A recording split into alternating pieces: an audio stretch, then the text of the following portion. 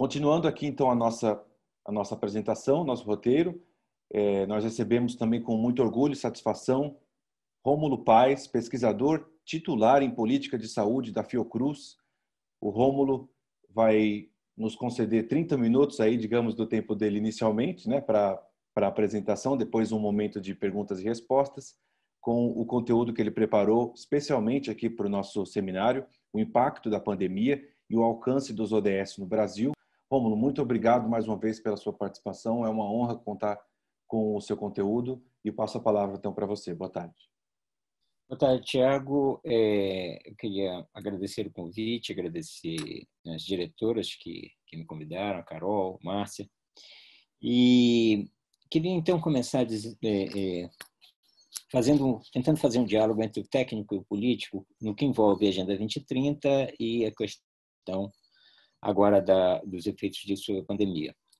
O primeiro aspecto que chama atenção, onde a gente vê, digamos assim, uma certa convergência entre esses dois grandes temas, a Agenda 2030 e a pandemia, está no fato de que a pandemia é um fenômeno sanitário, mas que tem um impacto muito grande sobre a vida das pessoas em várias dimensões, no aspecto econômico, no aspecto social e também mesmo no aspecto político, já que como qualquer fenômeno que tenha essa densidade, essa importância, ela obviamente impacta também na política. Eu só queria conferir, vocês estão me ouvindo? Está claro a minha... Tiago, você me Sim, ouve? tá ótimo, Rômulo. Estamos te ouvindo, sim. Te vendo Muito também. obrigado. Em seguida, eu vou compartilhar a tela para trazer alguns dados para ajustar nessa nossa conversa. A Agenda 2030, então, ela é uma plataforma onde há uma convergência de temas, foi um debate muito intenso que envolveu a construção desta agenda, principalmente na Conferência Rio+20, onde nós tivemos como resultante de um debate onde houve, digamos assim, o confronto de duas propostas de como deveria ser uma agenda para o desenvolvimento. Embora houvesse uma convergência em torno da sustentabilidade desse desenvolvimento que deveria lastrear essa agenda, havia uma abordagem que focava mais em objetivos ambientais, e, obviamente, haveriam implicações do ponto de vista econômico, e uma outra proposta que trazia também a dimensão social com muito peso, que acabou sendo vitoriosa e na qual o Brasil teve uma participação muito importante naquele momento. Então, vejam que, portanto, eu tenho um grande fenômeno. Este fenômeno é um fenômeno sanitário que tem uma repercussão em várias dimensões da vida. E, por outro lado, eu tenho uma plataforma que justamente busca integrar conteúdos, que busca trabalhar com várias dimensões da vida, que está assentado numa ideia da necessidade de uma cooperação global para o enfrentamento desses grandes problemas da vida contemporânea. Então, obviamente, deveríamos esperar uma grande convergência, portanto, ou um uso acentuado da Agenda 2030 na análise, observação e monitoramento da pandemia. Entretanto, não é assim que nós temos observado. Na verdade, o uso da plataforma ela tem sido menos intensa do que se poderia esperar. Isto acontece em função de algumas coisas. A primeira delas é que o momento em que a Agenda 2030, portanto, este projeto de desenvolvimento sustentável, se coloca no mundo, era um momento de maior convergência política do que nós temos agora. Então, hoje houve uma inflexão, digamos assim, à direita, em vários países e com menos apelo em relação à questão da sustentabilidade, por razões econômicas, em grande medida, mas também por razões políticas em outras. Então, vejam, portanto, que nós temos, portanto, um deslocamento. É claro que a crise econômica também, ela, de uma certa forma, impacta nesse processo. Mas lembrem-se que em 2012 e os anos que antecederam, nós estávamos na vigência ainda de uma recuperação econômica de uma crise profunda que aconteceu entre 2008 e 2009. Então, as razões econômicas per si não explicam, portanto, essas diferenças que os países passaram a adotar em relação à agenda. De uma certa forma, a própria orientação política ela é mais esclarecedora nesse sentido. Bom, Feita essa caracterização geral, eu gostaria de, então, fazer esse compartilhamento para dizer a vocês o seguinte. Deixa eu voltar aqui. O processo de construção de uma agenda, ele é bastante complexo em vários aspectos. Vejam que, embora nós tenhamos uma agenda com 17 objetivos, 169 metas, e um conjunto de indicadores, eu vou tratar mais deles com cuidado agora, nós deveríamos esperar que houvesse, a princípios, do ponto de vista intuitivo, de que houvesse um maior consenso em relação a esses indicadores. Mas isso não é tão simples. E não é tão simples por causa, em primeiro lugar, da construção da agenda. Como foi uma agenda muito ampla, e o processo de negociação dessa agenda se privilegiou uma lógica compreensiva, no sentido de que os maiores temas deveriam estar presentes e os vários interesses deveriam ser devidamente vocalizados, portanto, presentes na agenda, ela acabou sendo uma agenda muito grande e uma agenda para que nós tivéssemos indicadores de monitoramento que pudessem ser a referência para nós monitorarmos a implementação da agenda nos vários países. Ela apresentaram muitas dificuldades porque muitos temas eram ainda temas pouco trabalhados pela administração pública. Então, a comunidade, digamos assim, da estatística oficial dos vários países tinha dificuldade de lidar com o conjunto de temas, porque alguns indicadores ainda não eram bastante desenvolvidos e ainda havia a pouca experiência dos países de lidar com isso. Essa é uma primeira dificuldade. Uma segunda é que os países têm a sua tradição na produção dos seus indicadores. Mesmo indicadores que são mais conhecidos e são mais tradicionais, os da saúde, que eu vou trabalhar com vocês agora em seguida, representa o caso deles, enquanto objetivo específico, objetivo 3, é o que possui mais indicadores e que possui mais indicadores consolidados internacionalmente, porque eles estão, de uma certa forma, na própria origem das estatísticas públicas. Então, mesmo estes, existem tradições distintas entre os países. E os países que têm uma experiência muito grande não vão abrir mão das suas tendências, porque existe um acordo internacional que orienta na construção dos indicadores com um determinado sentido, uma determinada orientação. Não será assim. Então, é preciso haver um processo de ajuste, um processo de adaptação. É claro que os países que ainda estão constituindo a sua própria tradição estatística, esses sim podem se beneficiar, inclusive, de uma recomendação que venha, por exemplo, do Bureau de Estatística das Nações Unidas, que, de uma certa forma, fez um esforço de convergência dessas questões todas. Muito bem. Então, temos uma agenda ambiciosa, uma agenda robusta, uma agenda progressista, uma agenda que traz um conjunto de temas que haviam sido debatidos do plano internacional e procurou produzir um alinhamento desses vários conteúdos e também uma paleta de indicadores que permitisse que os países fossem comparados ou comparáveis com uma metodologia que fosse fazendo um processo digamos assim, de convergência progressiva, né? Então, ao longo desses anos, desses primeiros 5 anos, pudéssemos ir afinando os instrumentos na mesma direção.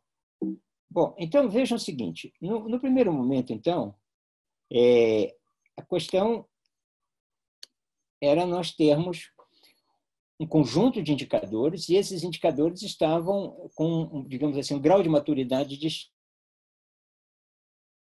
Este aí é a tipologia utilizada, onde nós temos níveis 1, 2 e 3 de maturidade em relação aos indicadores.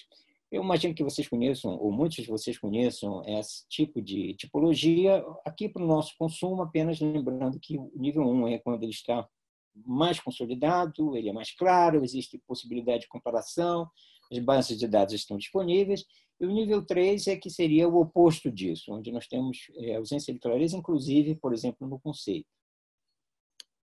Houve, portanto, uma evolução no sentido de que os indicadores foram melhor descritos, as suas bases de dados melhor identificadas, e um esforço também de muitos países de ajustar as suas bases de dados para que eles pudessem fornecer os dados para a produção desses indicadores.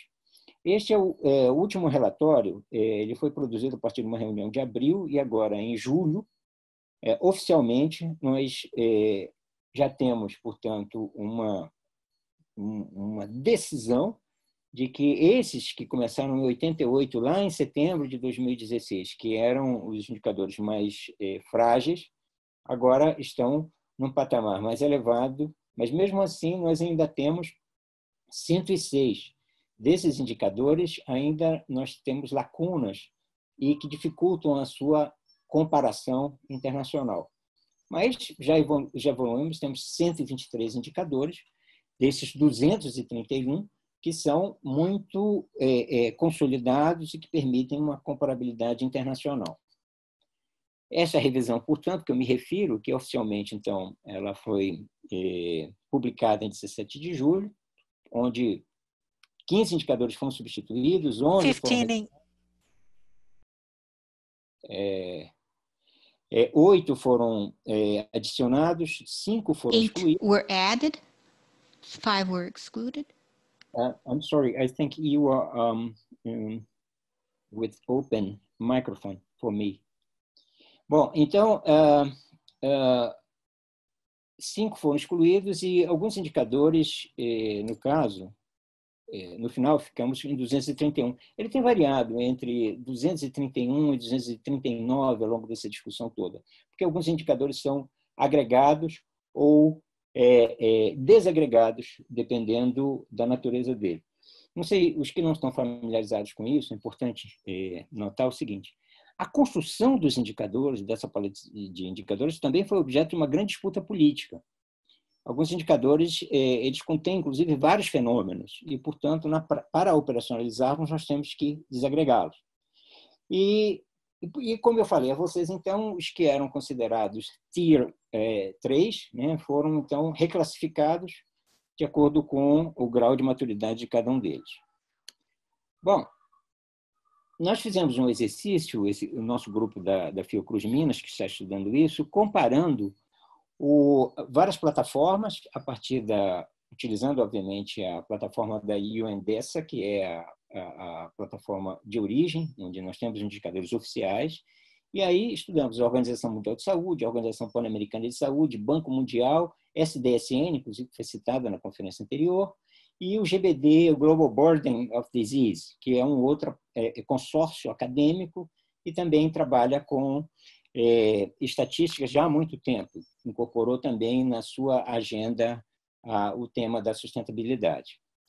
Fizemos isso porque o conceito do que é saúde dentro da agenda, embora esteja presente num objetivo específico, como 3, ele também se encontra disperso, vários dos temas, em vários outros objetivos. Saneamento, nutrição, a própria questão dos determinantes sociais da saúde que aparecem no objetivo 1 e outras informações que são importantes para tanto a saúde, estrito sensu, quanto os temas que são relacionados à saúde. Então, nosso primeiro esforço foi identificar o que é considerado saúde no conceito estendido na prática por quem está operacionalizando esses indicadores. E fizemos, então, observando o conceito, a fórmula algébrica, a forma de apresentação, tipo de gráficos, mapas, etc., os resultados e tendências.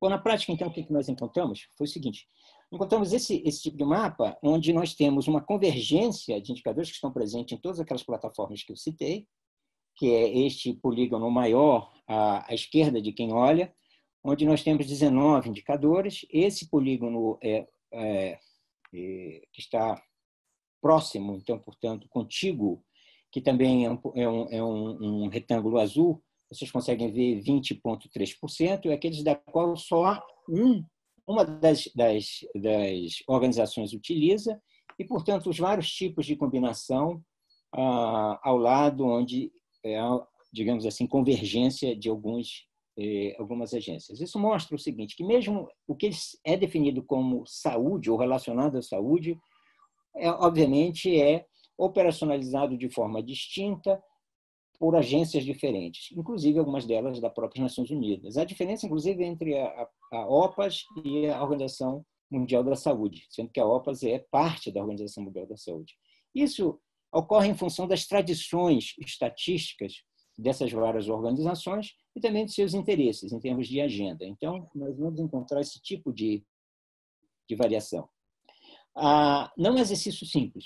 Olhem aqui nessa tabela, onde nós fazemos um esforço muito grande para observar cada uma dessas plataformas. Aí existe um número de países que estão em cada uma das plataformas, o período da qual nós encontramos informações a respeito também varia, o número de indicadores relacionados à saúde varia também, e também os atributos, que é essa coluna mais à extrema da direita de quem vê, também é distinto. Uma coisa curiosa, quando nós estudamos as plataformas, aquilo que a gente observa declarado na plataforma, na sua paleta de indicadores, não necessariamente é operacionalizado completamente pela própria plataforma. Na hora em que se vai fazer a operacionalização desses indicadores, obviamente, há um certo ajuste necessário em função dos dados disponíveis. E, muitas vezes, alguns não são operacionalizáveis. Então, há um certo descompasso dentro de uma própria plataforma, entre o que ela declara que pretende entregar e aquilo que ela, de fato, consegue entregar operacionalizando esses indicadores.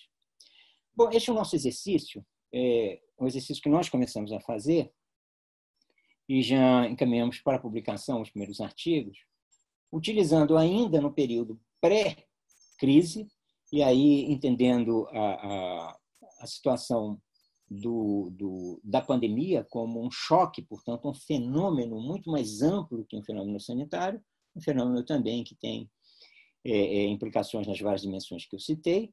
E aqui vocês veem esse conjunto de indicadores que nós selecionamos, utilizando como tipologia para agregá-los, uma que é definida pela Organização Mundial da Saúde, e que são os indicadores de saúde reprodutiva materna. Vocês veem embaixo desse gráfico, saúde infantil e recém-nascidos, doenças infecciosas, doenças não transmissíveis, e depois eu vou mostrar outras mais.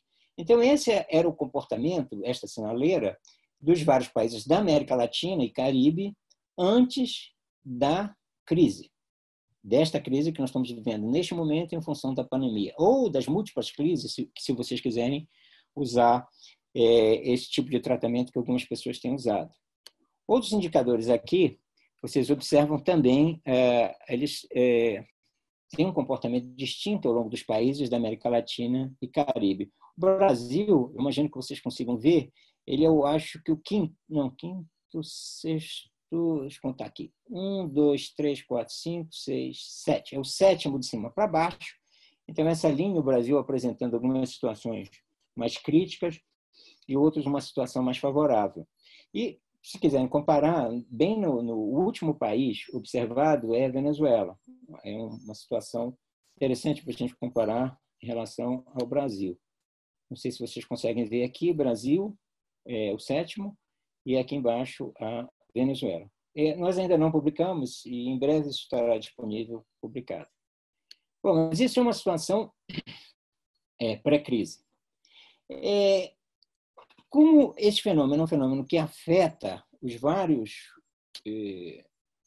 dimensões da vida e da economia também, e aqui nós temos essas primeiras projeções que começam a sair, tivemos essa, no caso, do FMI, já existem outras que estão disponíveis também, onde nós temos uma situação em relação ao crescimento do PIB, em relação aos preços em relação ao consumo, a questão da balança e a questão do desemprego. Podemos pegar alguns outros indicadores econômicos ou macroeconômicos para que a gente possa estimar como os países vão se comportar. Essa é uma questão importante, nós utilizamos isso nas nossas projeções econométricas para fazer uma avaliação de impacto, o quanto a pandemia tenderia a interferir nesses indicadores que eu acabei de mostrar a vocês, o que nós selecionamos a partir deste inventário das várias plataformas que estavam operacionalizando os indicadores de saúde. Então, a partir das plataformas, nós conseguimos circunscrever quais os indicadores poderiam ser considerados de saúde. de uma forma estendida, mas analisamos um a um essas formas de operacionalização e existia convergência ou divergência em relação à forma de operacionalização, não apenas em relação à seleção dos indicadores. Aquele gráfico que eu mostrei anteriormente, ele mostra uma convergência, mas ela é uma convergência naquele momento mais conceitual. Quando nós partimos para a parte algébrica, há diferenças. Mesmo assim, há diferenças. E há diferenças, como eu falei a vocês, por causa da tradição de apresentação dos indicadores. Mas seguindo aqui. Então, quando nós utilizamos alguns indicadores que possam nos dar uma indicação de como nós temos um comportamento imediato, pelo menos em relação a este ano e ao ano que vem, e o impacto que isso pode ter naquela sinaleira que nós utilizamos há pouco para ver qual seria o desempenho do Brasil e dos demais países da América Latina até 2030, ou seja, quantos países precisavam se esforçar para que eles possam atingir o que pactuaram com os outros países quando subscreveram este acordo referente à Agenda 2030, a adesão à Agenda 2030. Então, terá a pandemia efeito sobre isso? Bom, nós podemos partir do seguinte pressuposto, que a pandemia ela já tem um impacto muito grande, tanto nos indicadores de exposição como indicadores de resultado, tanto nos aspectos que envolvem a economia, por exemplo, o PIB, a pobreza, o desemprego, quanto naqueles indicadores de efeito, quando nós estamos falando da saúde, no caso da mortalidade e morbidade. Então, portanto, nós podemos, utilizando esses indicadores, conseguir fazer uma estimativa de um impacto pelo menos mais imediato. É um pouco esse exercício que eu vou mostrar para vocês agora. Vejam o seguinte, é claro que isto ainda é precoce, vocês sabem disso melhor do que eu, que em termos de projeções, a única certeza é que nós vamos errar. Entretanto, nós podemos fazer um esforço, se fizermos uma modelagem adequada, nós podemos reduzir pelo menos essa margem de erro. E também, obviamente, com mais informações, com melhor evolução do quadro, nós podemos melhorar, inclusive, os nossos modelos. Deixa eu mostrar para vocês aqui esta situação. Então, esse é aquele conjunto de indicadores que aparece na sinaleira, que agora estão apresentados de uma forma vertical, e aqui estão descritos, um a um, esses indicadores. E o que eu tenho aqui para vocês?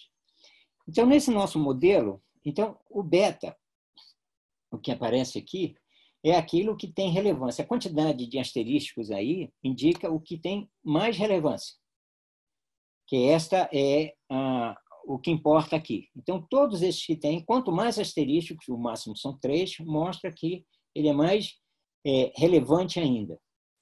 Então, vocês vão ver esse conjunto de indicadores. No R2, é o que mostra a maior correlação entre, no caso da variância, tanto em relação a este indicador, quanto ao PIB per capita. Porque nós utilizamos o PIB per capita, nesse caso, como proxy das condições econômicas e sociais de uma população. Então, por isso, é importante que eu indique aqui com o R2 qual é a relevância que ele tem para essa estimativa. Então, isso é interessante, que vocês conseguem ver, por exemplo, situações como a mortalidade materna, a questão do atendimento de crianças por profissionais, no momento do parto, profissionais qualificados. Eu tenho um conjunto de situações e vocês vão ver na última coluna, em seguida do R2, nós tínhamos quais eram os scores que nós tínhamos estimado para uma situação pré-Covid.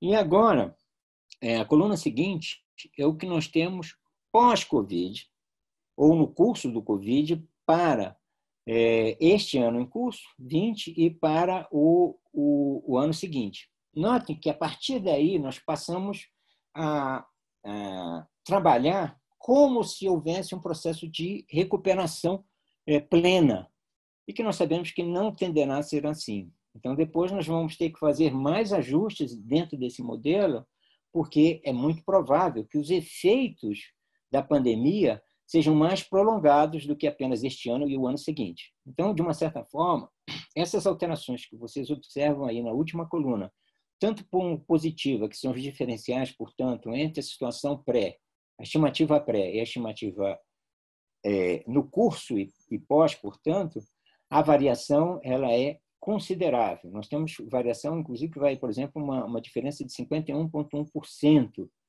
que as pessoas necessitando de uma intervenção em relação a doenças negligenciadas. Nós temos situações que vão a uma diferença de 23%, que é a mortalidade em relação a situações sanitárias precárias. E temos situações também como violência, portanto, um conjunto, uma tendência em termos de impacto. Agora, alertando novamente, isso são estimativas modestas. Então, a taxa anual média de crescimento estimada até 2030, por exemplo, do FMI, cai de 2,1 para 1,1. Essa é a última estimativa do FMI, mas isso também pode, obviamente, sofrer alteração, considerando que a crise econômica se restringe a 2020. As perdas, considerando apenas os efeitos, são significativas, chegando a alcançar 51%, como eu chamei a atenção para vocês, de piora do indicador. Bom, vamos em frente. Deixa eu mostrar para vocês visualmente um pouco como isso se dá. Esse indicador aqui é referente à evolução, no caso, da gravidez por parte de adolescentes. Isso aqui eu estou falando do Brasil, numa projeção 2000, 2015 e 2030. Então, observem o seguinte, nós temos essa evolução aqui a partir de 2000, essa linha que vocês veem como um todo, essa curva, esse intervalo de confiança e os dots ali, os pontos, que aparecem esses pontos no tempo.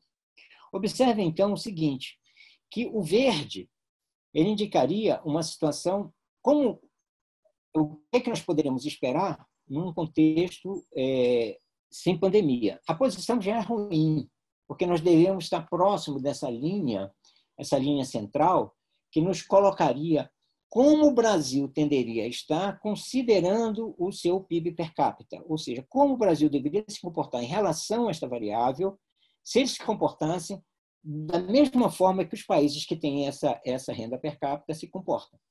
Então, o Brasil estaria já distante, portanto, acima do que ele deveria estar. Quando vocês olham o ponto vermelho, que é uma situação, já considerando a projeção baseado nos efeitos que a pandemia tende a ter para este ano e para o ano seguinte, então, nós já encontramos o Brasil ainda com uma distância maior em relação ao que ele deveria apresentar, considerando os países que têm uma renda, um PIB per capita semelhante. E notem o seguinte, também o PIB per capita se reduz. Então, há uma alteração, deslocamento, portanto, desse ponto do vermelho em relação ao verde, tanto em relação ao eixo horizontal quanto ao eixo vertical, indicando, portanto, mais pobreza e, ao mesmo tempo, também uma indicação de um resultado em termos de saúde adverso. Vocês podem me dizer o seguinte, mas PIB per capita é uma medida pouco sensível para medir a pobreza dos domicílios, de fato. Mas, para fazer uma comparação entre países, é uma medida que está disponível e é muito mais fácil de fazer e muito mais fácil de ser trabalhado numa situação em que nós estamos trabalhando com projeções. À medida que nós não temos uma informação à mão, e não teremos muito cedo uma informação da renda domiciliar dos países para comparabilidade, inclusive porque a pandemia mesmo atrapalha as pesquisas domiciliares. Vocês sabem muito bem disso. Bom, e este último gráfico que eu queria apresentar a vocês é sobre este indicador também, é o 16.1.1, que é sobre homicídios. Novamente, mesma situação. O Brasil já estaria devendo, porque, no caso do ponto verde, ele deveria estar muito mais próximo dessa linha central, que colocaria o Brasil ajustado com os outros países que têm uma renda per capita semelhante, um PIB per capita semelhante, e o Brasil está muito distante disso, indicando que, portanto, suas taxas são muito mais elevadas que os países que se encontram na mesma condição econômica. com os efeitos da pandemia, usando os referenciais que nos são dados, fornecidos pelo FMI, o Brasil estará com taxas mais elevadas e o Brasil estará mais pobre. Então, essa é um pouco a situação do que nós podemos utilizar usando a Agenda 2030 como uma ferramenta para monitorar os efeitos da pandemia sobre a Agenda 2030. Recapitulando, então, eu diria a vocês o seguinte: o Brasil já apresentava dificuldades em relação a alguns indicadores. Parte dessa piora em termos de indicadores ela é mais recente. Isto concorre um conjunto de fatores, um desempenho econômico que o Brasil já apresentava de uma forma muito limitada, uma resposta em termos desse desempenho econômico com políticas de austeridade, que implicou numa redução do investimento público e uma redução de investimento em termos de políticas públicas e, portanto, uma redução em termos de políticas sociais com impacto na qualidade de vida das populações e um impacto sobre a saúde. Vejam, por exemplo, a situação da vacinação no Brasil, onde o Brasil perdeu muito da sua capacidade de vacinar universalmente as crianças no Brasil. Um dos indicadores, inclusive, onde o Brasil tem uma performance muito ruim e tende a piorar, é a vacinação do sarampo, que é um dos indicadores dessa paleta de indicadores da Agenda 2030. Então, essa combinação entre desempenho econômico e política de austeridade acaba produzindo um enfraquecimento, portanto, do país no cumprimento desta agenda. Isto é agravado agora com a pandemia, em função da repercussão da pandemia sobre as várias dimensões da vida. O país empobreceu, as famílias empobreceram sobretudo. Esta questão reduz, inclusive, a empregabilidade. Há também um enfraquecimento do próprio setor público pela própria demanda aquecida, digamos assim, por bens e serviços públicos. Teremos um endividamento do Brasil em torno de 100% do PIB, isso para este ano, e com uma repercussão, portanto, muito grande sobre a capacidade do país de responder às demandas da população, que já vinha num processo de enfraquecimento, como eu falei a vocês. Então, nós já estávamos, portanto, numa tendência de crescimento da pobreza e da extrema pobreza no Brasil. E também em relação a fenômenos importantes como segurança alimentar, uma redução dos nossos níveis de segurança alimentar. A pandemia, então, tende a agravar tudo isso.